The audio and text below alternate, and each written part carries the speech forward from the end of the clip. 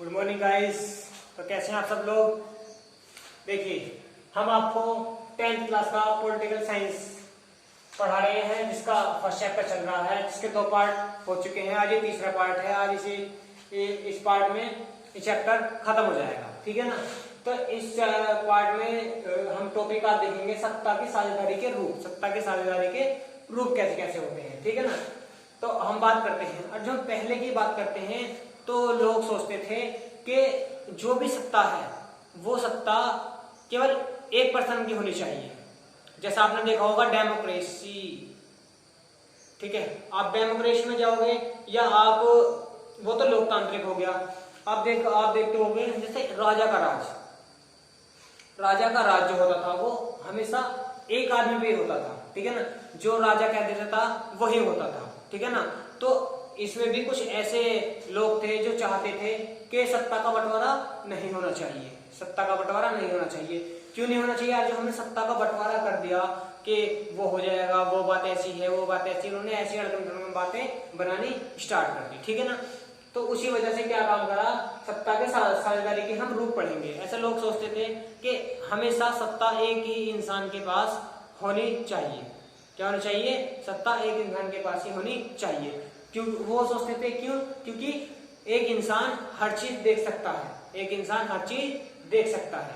हालांकि ऐसा नहीं है, एक इंसान हर चीज नहीं देख सकता, ठीक है ना। जो आजकल की जो बात करते हैं ऐसा नहीं है, क्योंकि आज जो हमारी इंडिया में जो सरकारें हैं वो क्या है, उन्होंने अपनी जो पावर है वो क्या कर रही है, शेयर कर रखी है सब में, ठीक है ना।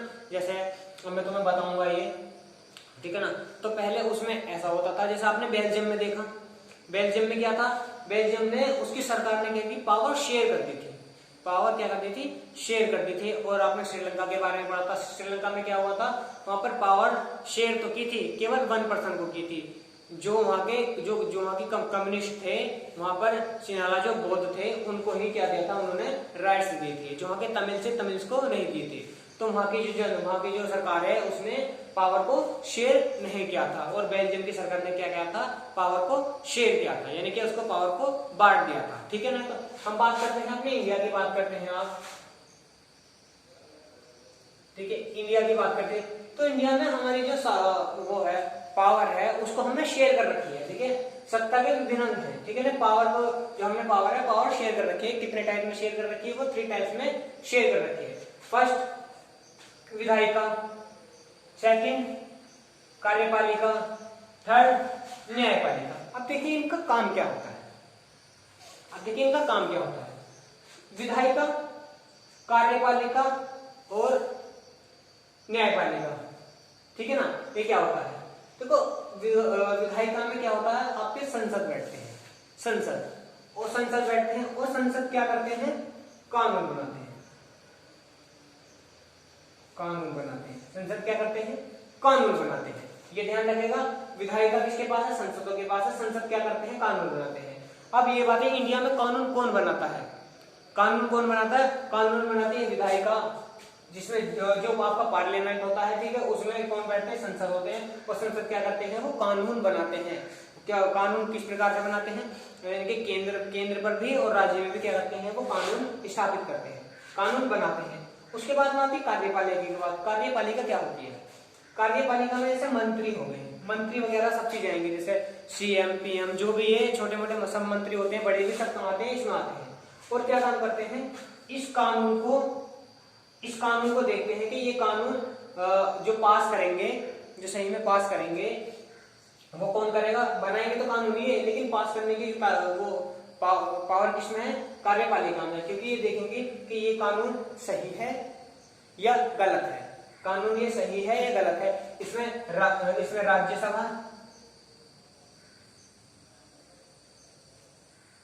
और लोकसभा, राज्यसभा लोकसभा दोनों के देखा जाएगा। राज्यसभा अपने स्तर पर देखेगी और लोकसभा अपने स्तर पर देखेगी। और जो इन दोनों ने परमिशन दे दी है तो कानून बनेगा, अन्यथा कानून नहीं बनेगा, ठीक है ना। और उसके बाद जब इनमें भी कुछ प्रॉब्लम आ जाती है तो उसके लिए क्या होता है, न्यायपालिका होती है। जैसे कि आप देखते हो न्यायपालिका में क्या मिलता है, हमेशा न्याय मिलता है। ठीक है ना।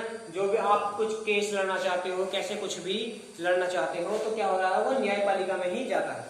जैसे हमारे कॉन्स्टिट्यूशन के आधार पर पावर को तीन टाइप में बांट दिया गया है, विधायिका, कार्यपालिका और न्यायपालिका। ठीक है, ये किसके अनुसार है, संविधान के अनुसार है, भारतीय संविधान के अनुसार पावर को 3 भागों में डिवाइड कर दिया गया है। ठीक है जी। देखिए अब क्या होता है, जब कुछ इनमें कुछ ऐसी बाधा आ जाती है तो यहाँ पर ये सब चीज कहाँ चली जाती है, न्यायपालिका में चली जाती है। न्यायपालिका इसकी देख रेख करती है, ये नहीं सुनती है, ये नहीं सुनती है, राज्यसभा को लोकसभा को दोनों को सुनती है। फिर क्या लेती है, एक डिसीजन लेती है, ठीक है, एक डिसीजन लेती है, और उसको वो क्या देती है, क्लीन चिट दे देती है कि हाँ ये कानून बन जाएगा, कुछ भी चीजें बनाए वो बन जानी चाहिए। ठीक है, तो इस प्रकार से क्या होता है, हमारे भारत देश में विधायिका, कार्यपालिका और न्यायपालिका को सबको अलग अलग राइट्स दिए गए हैं, सबको अलग अलग पावर दी गई है, राज्य सरकार को अलग और केंद्र सरकार को अलग। ठीक है, इसमें बहुत सारे मंत्री परिषद जो आते हैं, सब चीज इसी के अंदर आते हैं। ठीक है ना, तो ये थी सत्ता की साझेदारी के रूप।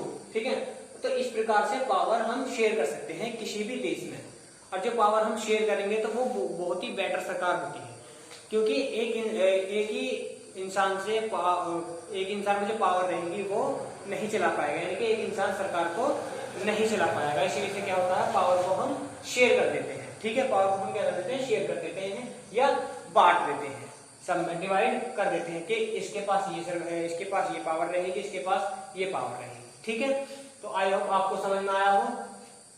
तो आज का टॉपिक आज हमारा बस यही था, छोटा सा टॉपिक था। ठीक है, तो आपको शायद समझ में आया हो, इंडिया में भी ऐसी होता है। ठीक है ना, इंडिया में ही ये होता है, मैंने आप लोगों को समझा दिया है। ठीक है, आपको समझ में आया हो। Thanks for watching, thank you.